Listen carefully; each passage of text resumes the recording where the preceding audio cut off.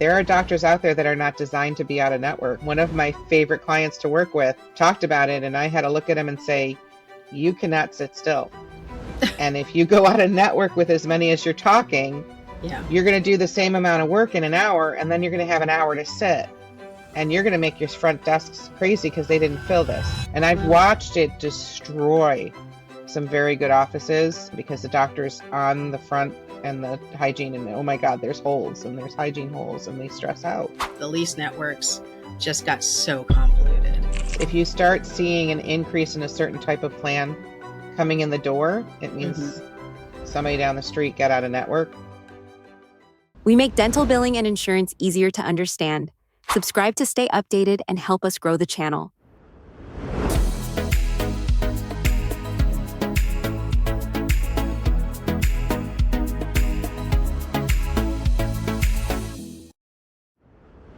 What are you seeing with participation? Are people in or out, or still, what are they doing? They are jumping ship when they think they can, but they're not jumping ship on all. I'm seeing a lot of, I'm going to scale back. I'm tired of X, Y, and Z insurance for whatever reason. And it's not always who you think it's going to be. I see others that want to be in everything because they think it's what's filling their schedule. Yeah. But most of it is, I do get on average at least an email or a call probably 2-3 times a month of, can you help us go out of network? Or do you have some pointers on going out of network? What I tell all the doctors is the same thing. Number one, you have to do it slow and steady. It can't be drop everything because that's not fair to anybody. And I also have a very strong conversation with the doctors typically if the manager is the one that says doc wants to find it out, because there are doctors out there that are not designed to be out of network. One of my favorite clients to work with talked about it, and I had to look at him and say, you cannot sit still. And if you go out of network with as many as you're talking, you're going to do the same amount of work in an hour, and then you're going to have an hour to sit. And you're going to make your front desks crazy because they didn't fill this, and that's not you. So they have to think of it that way too. That's funny. But it was true. And he looked at me and he goes, yeah, you're right. Like he totally knew it. I'm like, we can do this. You will be less stressed. You will not have as many, but you have to understand it's going to take time. And eventually you won't have those breaks. But there is sometimes, depending on how many they go out of network with, there's that break time that they don't always think about.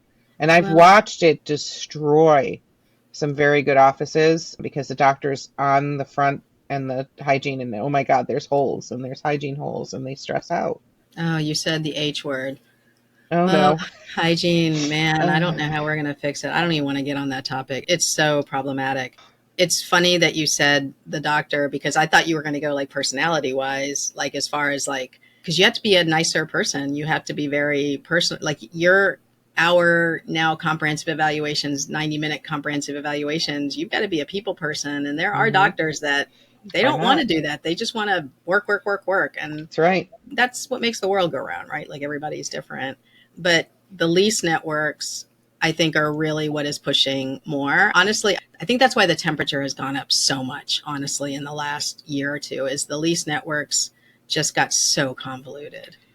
Well, I think that combined with the H word that we said earlier of some of the salaries have gotten so high, these doctors had to take a closer look at what they're really producing in that time. And when you are producing with a cleaning that's paying you $45, $50, which I've seen it that low, and you have a hygienist that's making $45, $50, like they're looking at this going, I can't do this anymore. Yeah. And I don't see the hygiene salaries coming down a whole lot. So they're trying to figure out ways to, I've heard a lot of doctors say, everything else went up in cost and they haven't raised the fees. Not a lot. Well, I was talking to, I forget who it was. Somebody said they were trying to talk to they were talking to their Delta rep, the provider rep, and they said they based their $45 or $47 prophy fee on time with the hygienist being a half hour. And they were like, what? No, every appointment's an hour. And they were like, well, that's what our numbers show. And I'm like, where's the numbers? What numbers? They're not so I thought that was pretty interesting. Yeah. Where are they getting that data from? Who are they taking that from? I have no idea. That's interesting. I don't know anybody that does half-hour prophies anymore. Well, because, if you think about it, when has the industry even been surveyed on that? So how would you, even come up with that. So I don't know. It is what it is.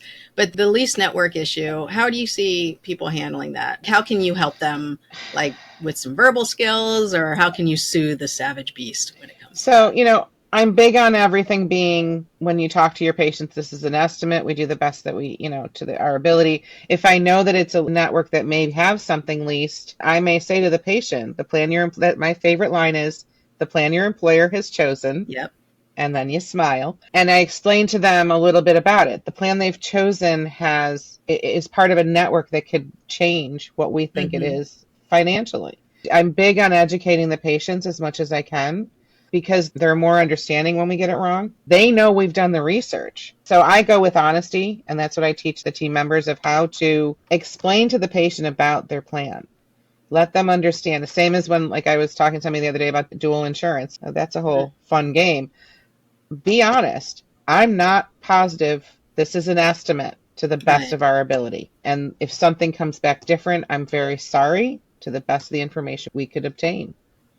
So I used to tell offices, like, whenever you get a secondary insurance estimate correct, like both are correct, go buy a lottery ticket. Absolutely. Like, today's Yeah. your lucky day. I mean, even the best of us, you and Yep. I, we struggle with that. And then you add Absolutely. tertiary and forget it. Like, I'm done.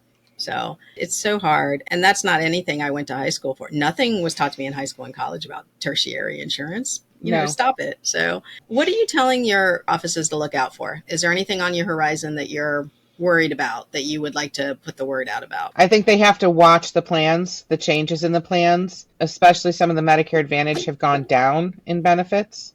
So make sure you're really double checking at the beginning of the year and making sure it matches. Okay. Some of that is an issue. Paying attention to any new plans that hit the area, because sometimes they become bigger plans, and even if they're not the best, you have to watch for some of that too. Yeah. So you're saying, like, an employer that maybe gets more employees in the area, now it becomes a bigger part of your patient Becomes a base. bigger part of who you are. And the other thing is, if you start seeing an increase in a certain type of plan coming in the door, it means somebody down the street got out of network. And so you may have to make room for some of that, or at least be prepared to be slightly overwhelmed, Yeah. And that's where it's great if you have a manager who's in a group or a study group with other managers, because we kind of used to keep each other, hey, by the way, just so you know, I'm going out of net, like keeping track of those things. Or if you see, making sure your whole team gives you anomalies they're seeing. Hey, I'm getting a lot of calls from XY for people with this insurance or this employer. That might be an indicator to something that's happening that you have to prepare for.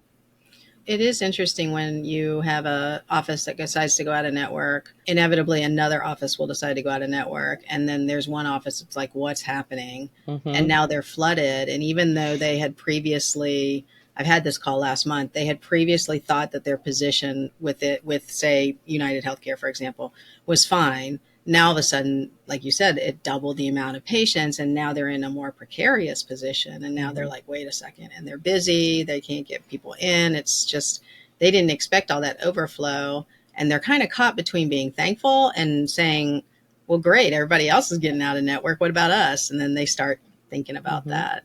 So. Well, and I had an office that what they decided is they called up and spoke to the insurance company, and they paused for new patients for 6 months. They said, we're swamped. Yeah. And we don't have room. Can we pause? We're not looking to go out of network, but we need to see if this levels off, or at least see who we still have and who's staying active. And they paused for 6 months to new patients. It is possible. That would be a good time to say, hey, look how many more of your client base we're seeing, and is there any movement in the fees? Right. And that's when you hit up for the negotiations too. I had an office that was the only Delta in 40 miles. Wow. Yeah, definitely get an increase in that, because listeners, these companies have to have a certain number of providers in order to do business in a state, and every state is different. And if they don't, then any dentist they go to, they have to be paid at the rate, the regular dentist rate. Even if they say no out of network benefits, they have to allow that. So it does make sense to keep that dentist happy, because if they lose that, first of all, the state may say you can't operate, or they have to change all of their plans to pay at a much higher rate. So you're in a really good situation in that. But then you're like, well, why don't I just go out of network? Like, why don't you Right. do that? So, I had a specialist that we had a local union that had no specialist within 50 miles. And the specialist insurance coordinator knew this. And so they were getting all the people sent to them and getting paid their full fee. that's There's nothing great. the insurance company could do because they legally, that labor union had to provide them within a it was a 50-mile radius, but Hmm. there was none. And so they Well, didn't go in network, but they just marketed to them and got to see the patients anyways. in some areas, 50 miles is a lot. Like, I know you're in upstate New York. Here in Hmm. Northern Virginia, you throw a rock and hit a dentist, but Right. there are certain areas of Virginia where you can't find a dentist in that. So it's not hard to conceive at all. And if it's not a very industrious area, the DSOs aren't going to move in. And so that's a great opportunity for an independent dentist to, have the upper hand when it comes to fees. So one thing I wanted to ask you about is Medicare Advantage plans. I know you Hmm. love Medicare I Advantage do. plans. What's coming up with them? What do we need to look out for? What's your word on the street? So what I'm thinking is there's going to definitely be some cuts to some of the plans. We did see some reduction in the number of plans offered in the states, and I'll be talking about some of that. I'm still gathering my data for the insurance extravaganza that's coming up in March. But I don't think they're going to go away the way some people think they will. There's definitely going to be a decrease, I think, in some of the maximums and some of that extended major work coverage, I think, is where they're going to probably cut. I'm hoping, and what I've seen so far, I've been hearing is the insurance companies want to keep them, and they Yeah. want to keep them as close to the level as they can, but we may see more exemptions, things that aren't covered. So we may get major coverage for crowns, bridges, partials, dentures, but implants are going to go away again. Things like that. You and I both know they only get a certain amount of money, and some of that money has been cut, and so they have to figure out ways to make it work. So I think we have to pay. We can't assume that the coverage, even if they stay with the same plan next year, we still have to. Those are the ones that I would look at with a fine tooth comb every Yeah. year Yeah. and make sure that we don't make any mistakes because your patients aren't going to understand them. Their dental's an add-on they barely even look at. Well, one example of this, I was on a strategy call yesterday in office in York, Pennsylvania, and a patient had United Healthcare, had $2,000 yearly benefit. That same plan, he came in and he didn't realize that he didn't check. To your point, it was $850. The yearly benefit had changed dramatically, and he was like, "Well, if I had looked at that, I would have chosen another plan." But he didn't look at it, and the office, is not. They're at a network for him, so they weren't paying attention to that. I think the gravy train days of the Medicare Advantage plans are over because, when they first came out, they were very lucrative for the companies and then tons of utilization, right? So they started realizing, okay, we need to price these a little differently. Right now, you have a lot of them that can go in and out of network. Do you think they're going to start doing more of the closed panel stuff?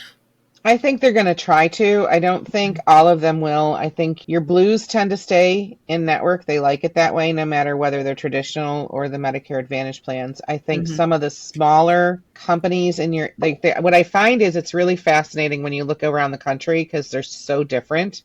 Yeah. In my area, 3 years ago, they had a choice of 5 plans. They went up to 8 plans. They're down to 6 plans. So you're going to see less choices for your patient base. I think you're going to see them go from 2 or 3 options, and higher levels are just going to come down to 2.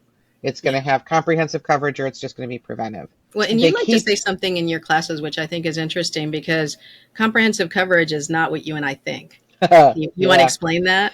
So that was probably the most fascinating thing I ever learned, and I learned this from one of my friends from NADP, Mm-hmm. is who taught it to me, and he said, remember that comprehensive coverage means they only have to cover one code in the category. So they can cover a crown, so something in every category, but only one code can make it a comprehensive coverage. Wow. Wow. Yeah, And that that is just, not what we think is comprehensive. no, it kind of made my head explode. Yeah. Yeah, that's called spotty coverage. It's not comprehensive. But you're right, though, because it is offered Hmm. on the exchanges, on the Medicare Advantage exchanges, as comprehensive Hmm. coverage. And when you're a person who's had a life of crown work, maybe needs dentures, like to you, you've probably had a comprehensive plan when you were working full time. Right. So it's to them, they think that's what it is. And then we're the ones that have to explain it. So yeah, I remember thinking when I heard it explained, I was like, that's not comprehensive at all. What is Mm-mm. that? No, but that's the legal definition for them to be able to use those terms. It has to cover one code in every category, and that's it. Yeah, we need to change that legal definition. I agree. That's a little silly. With the Medicare Advantage plans, is there any best practices that you want to share for dealing with them or their patients? I like to say, like I've taught in various webinars, is, go to Medicare.gov, learn what's in your area. If nothing else, learn what plans are offered and have a quick, even if you don't want to really deep dive, just have a quick cheat sheet of who has out of network if you're not in network with any of them. Yeah. And don't be afraid to look at being in network, because so many of them, it's the same as the plan you're taking. It's the same as the PPO. There's like this misunderstanding that it's a lower fee schedule, but so many of them are the same, or in some cases better fee schedule than your PPO. And so I tell people, don't be afraid to look at them. Don't assume that you're signing up to, sell your soul to the Medicare world, because that's not what you're doing. It's not, yes, they follow certain rules the same as Medicare, but you're not in network with Medicare itself. It's a separate agreement with that insurance company, no different than any other contract you've signed. It's coming though, Colleen. Medical billing. I twitch. I know you and I are the same. We're kind of thinking, I will definitely be retired by then. Oh, I'm out. Yeah. If you learned something new today, subscribing is the best way to support the channel and keep learning with us. Would you like to hear more? Follow the link for the full episode.